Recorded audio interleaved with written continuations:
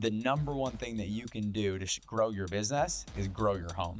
And that doesn't mean that you go take 15 weeks off of your business and you don't build it. It just means that if you're going to be 100% in business, you got to be 100% when you're at home.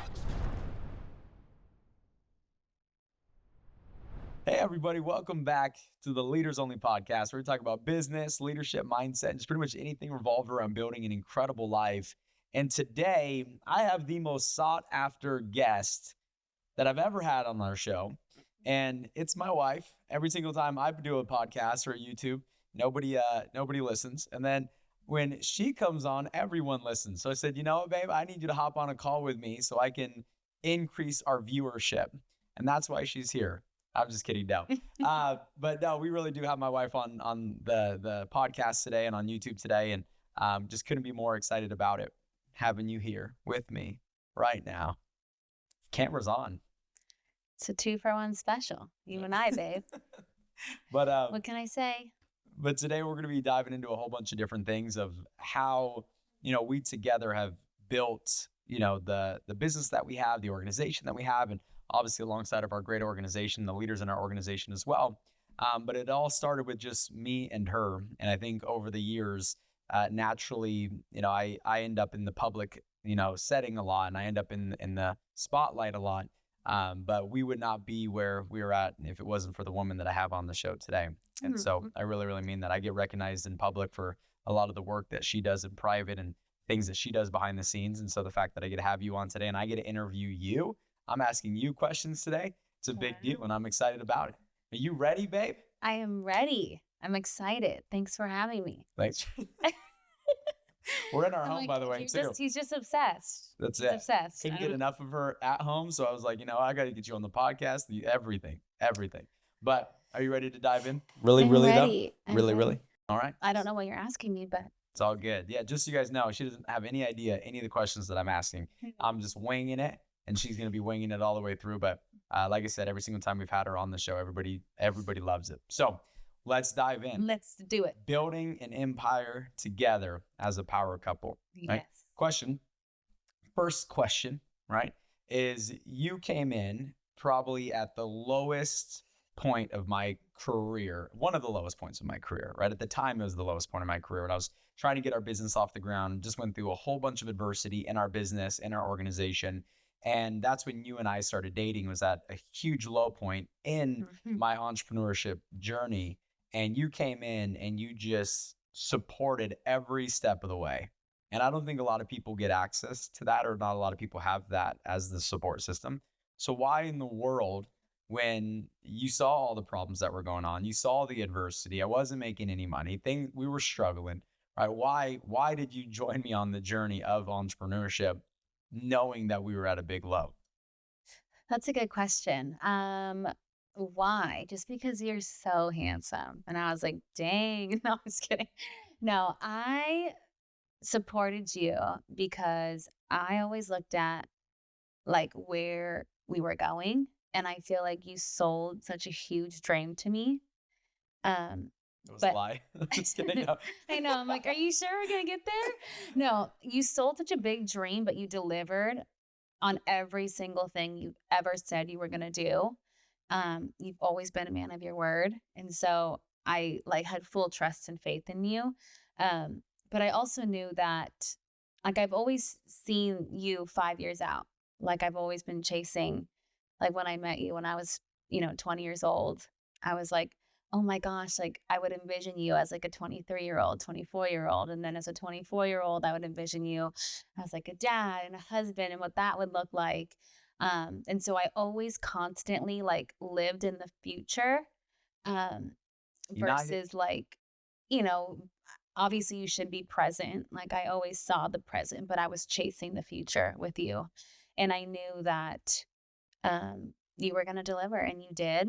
And so you made it very easy, but I did not make it very easy. You made it it was a very stressful time, but you make your word, you're so good on your word. So you make it easy to trust. That's what I mean, And so I think sometimes in business, what I've seen in some of the couples that, we've worked with is that oftentimes, people like will ask me like, well, why is my spouse not supporting me? Why am I not like being supported in this vision? And I'm like, well, are you delivering on the things that you're telling them? Are you actually, if you're talking a big talk, if you're working hard and you're not around the kids and the wife and stuff like that, are you actually getting the results? Because 9 out of 10 times they're not. And I'm like, well, I wouldn't support you either, but you always got results. I remember you used to have this saying and you're like, I'm not going to bed with a 0. I'm not going to have zeros on the board. Those aren't happening. And you never did. So, Yeah. yeah. Well, I think that's cool. I look back at when you came in, right? We were trying to grow our life insurance agency, our financial agency, and I had 85 people in my organization, and we went from 85 people to 3 overnight, right? Yeah.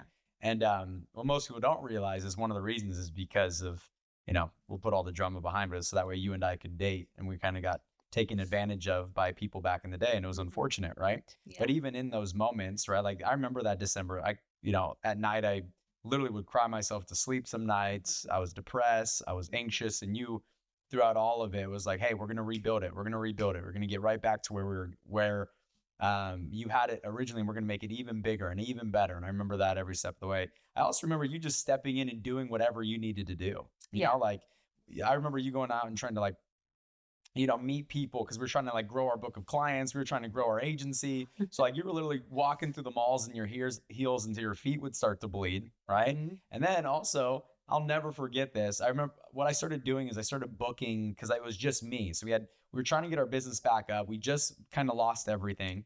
And I was booking 3 or 4 appointments at a time because there was a lot of reschedules in our industry. There's a lot of people that just wouldn't show up to an appointment or wouldn't show up to a meeting. So I would book 3 or 4 people at the same exact time. And then one day I booked 3 to 4 people at the same time, and they all showed up to the appointment. And it was just me. And I was like, how the heck am I going to do this? And I remember going into the office. I was like, babe, I need you to run an appointment. You're like, what do you mean you need me to run an appointment? I don't know anything. I don't know left from right. I don't know up from down. I don't even know the products we offer. I'm not even licensed yet to talk about I don't know any of these things just yet. I was like, well, I have no other option. There's nobody that could do this. I have 3, I'm going to go meet with 3 other people. You got to meet with this one other person. And I remember you walked in, you said, okay, I'm going to go do it. And you said, what do I do? I said, just read this little chart. And she walks in, she brings the person into the office, sits down for 7 minutes and comes out. And the person moved forward with being in our business, was recruited into our industry. I was like, I haven't even brought these people, the other 3, back to my meeting. And you already finished an hour-long appointment in a matter of 5 to 7 minutes. And I was like, what did you say? And she goes, I just read the chart. I was like, well, what are you talking about? She's like, I literally just said, we're in financial services. We do a lot of things when it comes to financial products. If you sell this amount of policies, this is how much money you make. Are you in or are you out? Are you in? Are you in or are you out? And they said, I'm in. And then they gave her the social, they gave her the date of birth, they gave her everything. And that was her first appointment. You were in business 60 days. You didn't know left from right, up from down, but you just stepped in and kind of supported me in every step of the way. I remember you moved into operations at one point, and you're you like things extremely clean, but you're not naturally structured, if that makes sense, right? So you just stepped in and did everything that needed to be done. You stepped into operations, you stepped into helping us grow our agency, you were out there prospecting, you were doing appointments, you were making calls. You just went all in out the gate. What was your mindset when it came to that support? Because you just became Superwoman, and it didn't matter what it was, you stepped in and you did it. Great question. I don't know why I did those things. No, first and foremost, I really I just really wanted to be with you. So I was going to do whatever I needed to do. Okay. Cause I knew I'm this is gonna be my husband. And I know what I want as a little girl. Tell me more. Tell me more about this. First, when I met you, I knew that this was the man I was going to be with because I had already written it down. I said, talk about that. Okay. Backpedal. Backpedal. So I'm on a plane. Okay. And I remember I was listening. Who are you flying? United, Alaska. I'm just kidding. This isn't an infomercial. American Airlines. All right. American Airlines. You're on a plane. I'm on a plane, sitting in the back. All right. Poor. I'm broke. I'm struggling. I'm robbing Peter to pay Pop. No. I'm using the flight vouchers for the free drinks. No, I couldn't even drink because I was 18 or 19 years old. I was 19. And I remember I'm writing this like note. And I remember that I went to this like, not this seminar, but I heard this like course, and it was like, talking about writing your dreams and like manifesting it. At the time, I didn't know. Now, like, I know what I know. But I wrote this list of this person that I wanted to be with. And he was a great speaker. He was super ambitious. I remember I had super ambitious, super hardworking, brown hair, blue eyes, a beard. I could not grow a beard then. No, you couldn't, but I saw a little It was scruff. like, you know what? You can put some Rogaine on there. Someone that wears a suit, someone that wears has a successful job, someone that's very successful, like someone that's strong in their faith. Because I wasn't like strong in my faith, so I just knew I needed someone to like help me get there, like as I am now, someone that comes from a good family. Like I didn't want any family drama because I had the worst. Someone that was gonna like not be an addict or anything like that. Like that was on the list. Someone, just super ambitious. And then when I landed the next day, I met you. And I was like, the next public speaker. He has blue eyes, brown hair. He's like hitting all the points. So I knew you were going to be my man. I was like, I know. So you're like, if I got to go prospect So if or I sell was like, a policy I will do or make a whatever I phone gotta call do to make this work. So I did it. And I was like, you know what? Like, this is the life I want. I know the dream life that I want. I want what we have right now. Like, 10 years ago, this is what I wanted. So I was going to do whatever it took. I didn't care what was going to, like, how uncomfortable I was going to be. I didn't care. Like, I knew we had a platform. I knew what our business was going to do for us. And I knew that you were going to be my husband. And I was like, perfect. These all align. I knew God put me here for a reason, and I wasn't going to not do what I had to do. And obviously I didn't know anything. So I had to learn really fast. I'm also, 20 years old, didn't really go to school.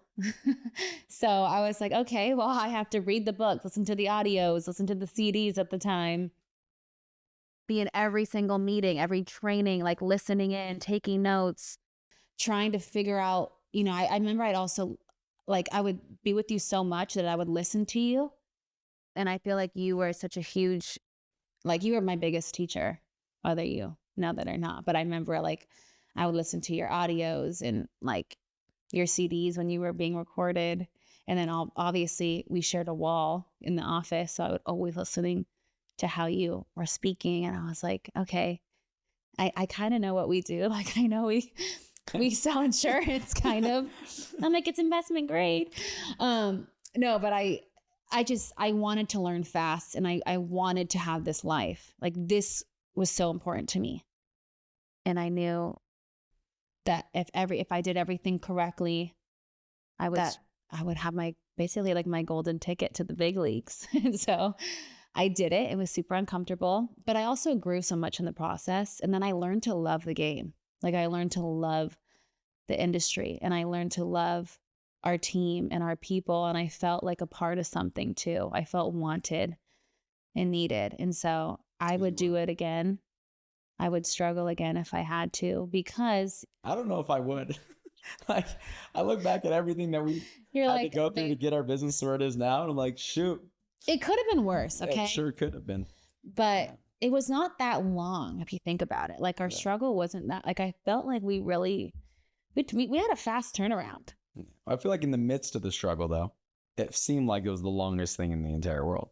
I feel like while you're going through problems and you're going through adversity, it's like 1 month seems like 400 years when you're in the midst of the problem. Yeah. Right. But then you look back at it and you're like, literally it was a week or it was a couple of days, and it just seemed bigger than it was because, our thinking was smaller back then too, where we made problems appear bigger because at the time we were smaller. Yes. And now we look back, and because we're bigger, we realize that these weren't even big problems. We were just small people at the time.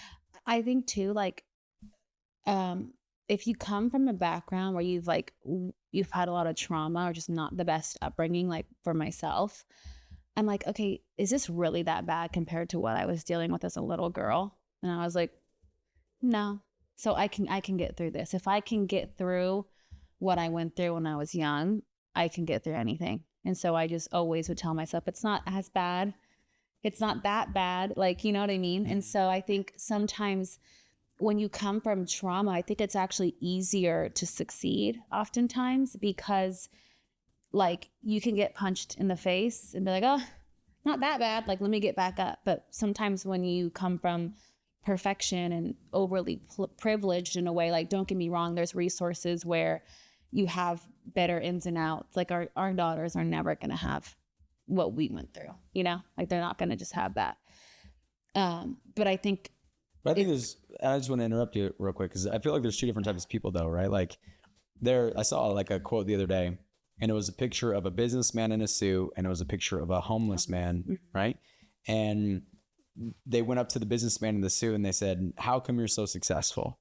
And he said, because I came from an alcoholic parent, right? And they went to the homeless person. They said, how come you've ended up in the situation that you're in? And they said, because I've came from an alcoholic parent. Yeah. Where both of them had the same dad, right? And they both had the same dad. The difference is how they use that to go become better, right? Yeah. And I think for you, is like you came from, you know, a mom that struggled with addiction, right?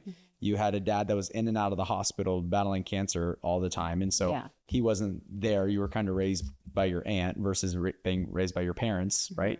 Yet you didn't allow the alcoholic parent to affect you. I mean, don't get me wrong, there's probably things that affected you, right?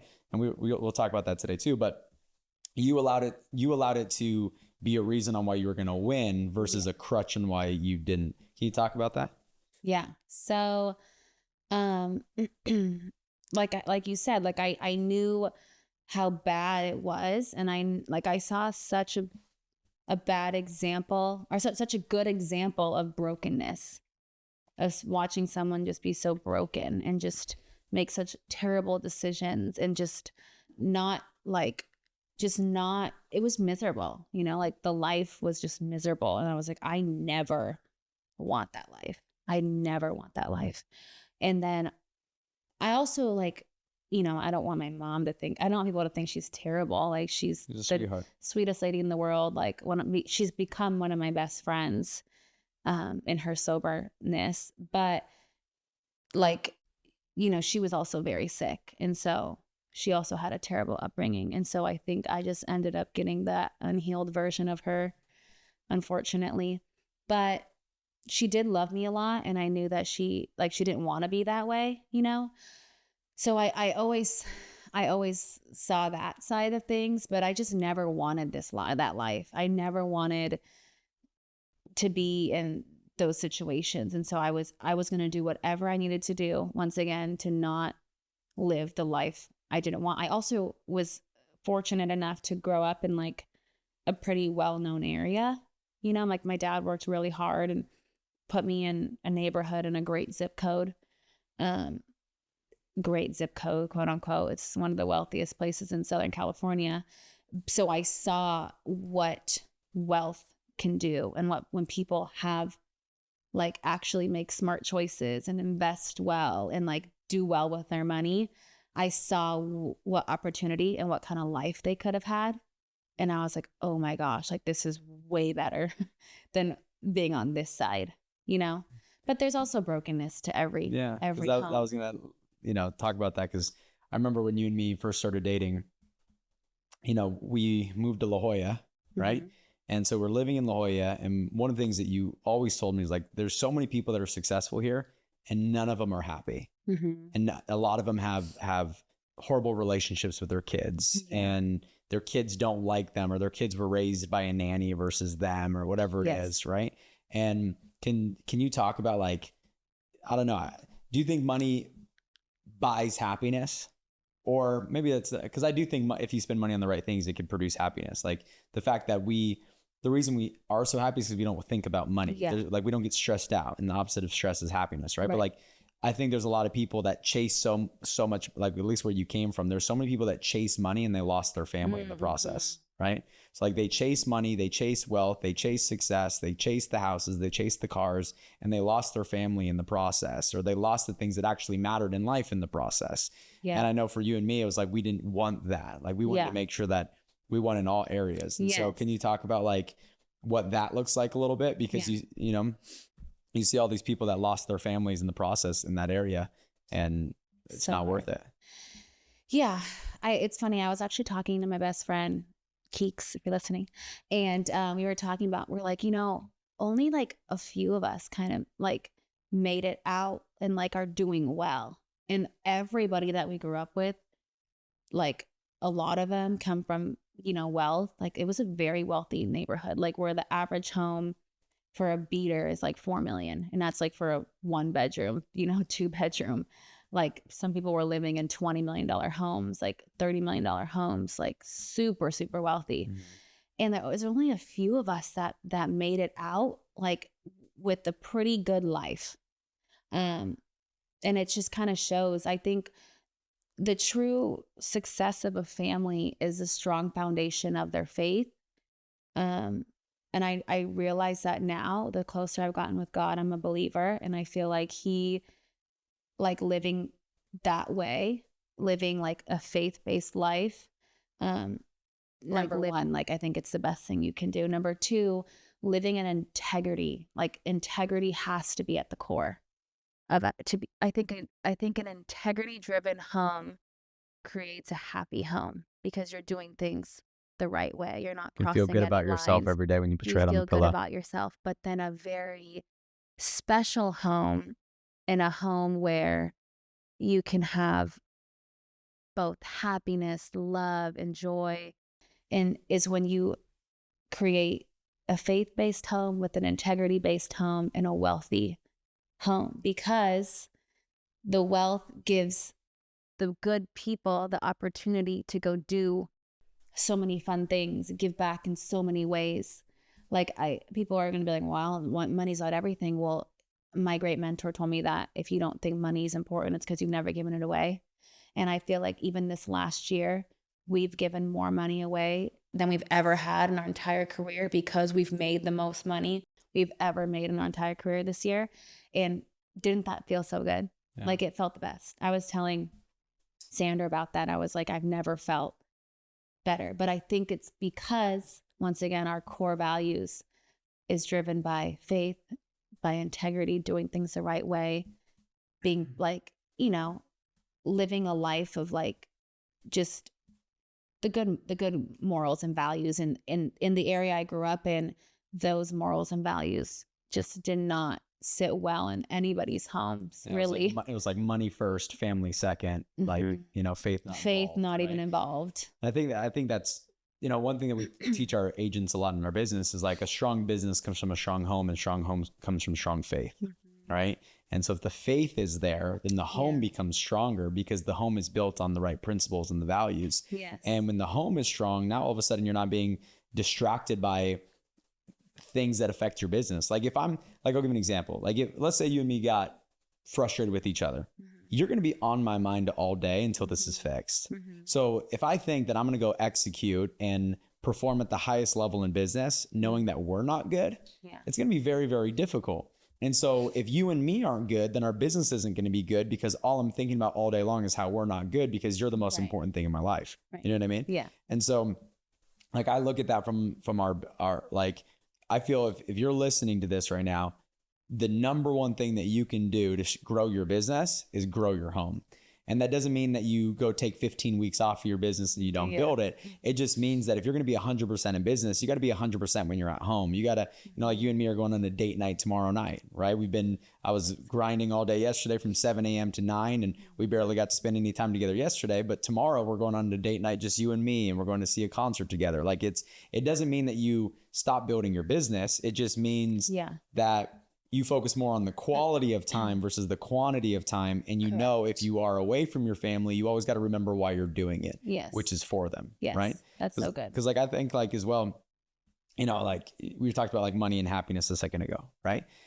And the way I've always looked at it is like, if I'm thinking about how I'm going to pay my bills, I'm not thinking about how I can be a better husband for you. No. And if I'm thinking about how am I going to pay for this, I'm not thinking about how can I show up as a dad today, right? Yes. Because I'm thinking about how am I going to survive.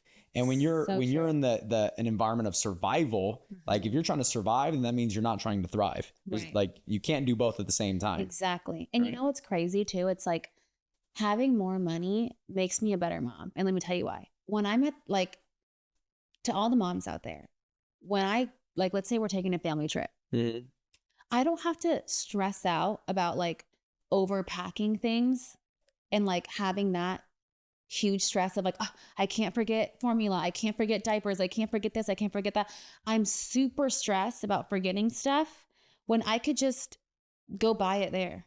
Like I don't like, and that's such a stupid thing. Like, okay, remember when we got That's true. Like stuck? when we first started traveling, like we would pack like 800 So much- suitcases. We spent more money on the extra suitcases so we didn't Yes, forget anything. because I didn't want to because- forget anything. I didn't yeah. want to have to buy stuff, or I don't want to buy sunscreen when we're here. I don't want to buy this and that.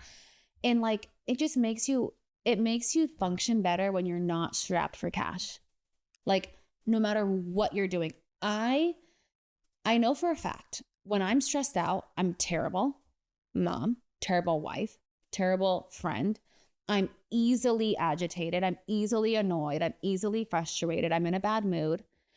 But when I'm not stressed about my finances, and when I can go out to dinner and treat people to dinner and like pay for and I'm not like living my life based off of like how much things cost, when I can just book like our flights. It's like some people in our family are already trying to prep for flights. I haven't even looked at the flights in our trips in like 5-6 months because we book flights Not that are even like 5 to 6 months. It's like 90 days. But okay, no, July. Yeah. Something like that. It's 4 months, All right. right? Cool. August, We're September, here. October, all right. Whatever. Like we just book a flight 3 days in advance, 3 days before, or like an Airbnb. We book it like 4 days before. A hotel, we'll book it the night before. By the way, we tried to book earlier, but like last year I was on 102 flights and it was hard to think about the next flight when this, But we're not yeah. stressed out about it. Like if we have to, like we're not like, it's not consuming us. Stress is no longer financial stress, because there are other stresses in life, but financial stress is no longer consuming us, which just takes a huge weight off of our plates. Because whether you're a believer of money's important or not, well, you need it to survive. You're in America.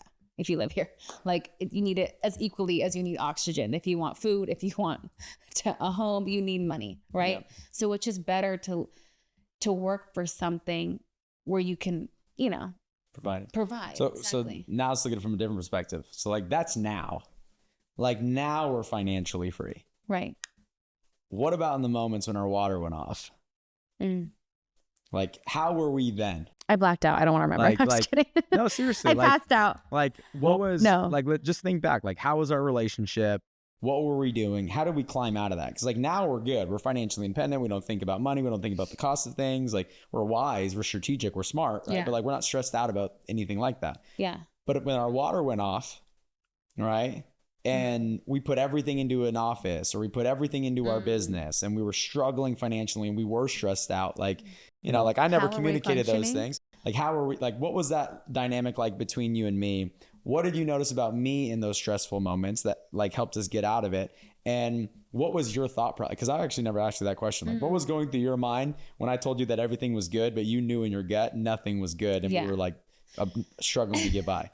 Well, I knew we were really bad and I had so much stress about it because I'm just not stupid, to the point where like I was covered in, remember those hives? Yeah, Like I had I remember such bad skin issues. Like my skin, like I was having super bad health issues. And everyone watching this heard like literally her whole body broke out in hives Like for eczema, months and months. hives, And like months. it was terrible, to the point where it was like debilitating. And then I went through it again and I was like, okay, what's going on? No, but we fixed that problem. But what happened? Okay, so I think 3 things that we did that were great. First thing, we never talk about how crappy our situation was. I never heard you once complain. I never heard you once talk about it. Our team never knew. Like we were smiling and bleeding at the same time. We're like, everything's great. We're like one tear, I'm like, that, have you seen that video? The little boy, he's getting interviewed and the lady's like, how are you doing? And he's like, great. Actually, no, I'm not great. He's like, I miss my mom. And he starts bawling. Never seen that. Well, that's like us. He's like, everything's great. Everything's great. We smiled and we bled, man, at the same time. Like, we just did not, we never dwelled in the situation because it's not going to make it any better. Like, there's no negative Nancy's here. Did we tell our family? No.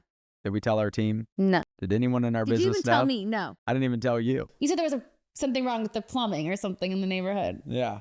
So our water went out and I told her something was wrong in the neighborhood with the plumbing, right? As I'm on my phone trying to figure out how the heck am I going to pay for water so I can take a shower tomorrow and go to the office when we couldn't afford it. Never talked about it. Never. Number two, we always, and said, okay, so number one is never talk about it. Two, we always talked about where we're going. We always would like go, we would still drive through the neighborhoods and go into the open houses and be like, one day this is going to be our home. One day we're going to have this car. So we were living the nightmare Selling the dream and to selling ourselves. ourselves the dream at the same time. Yes. Hardcore. Like it to the point where our lives sucked so bad that We had to pretend it didn't we had to exist. pretend it didn't suck. So every Sunday, I would so look forward to going to the open houses because I remember I don't know if you were this type of girl, if to all the ladies. I wasn't. But I was the type of girl that like I would listen to a music video and I pretend I was the girl in the music video. No, anybody? No. Okay. I was a Nobody's girl in Backstreet here. Boy at one point in my childhood. I would be like if Jessica Simpson or Britney Spears back in the day, I would pretend that I was her. So like anytime I could pretend, whatever, imposter syndrome, I don't know what it's called. Sue me. But I would Can you do the performance right now Yeah. on the show? I can let my hair down. No. So I would pretend like I was like, dang, like my life sucks, but you know what doesn't suck? It's this freaking open house because one day I'm going to be in this nice bed. One day I'm going to have this nice house. And then boom, we bought a house on that street that we would always like. We still own it. We still own that home. If anybody wants it, we're selling it. Just kidding. We should keep it. Yeah. All It's right. nice. Anyways, so then number 3, I would say we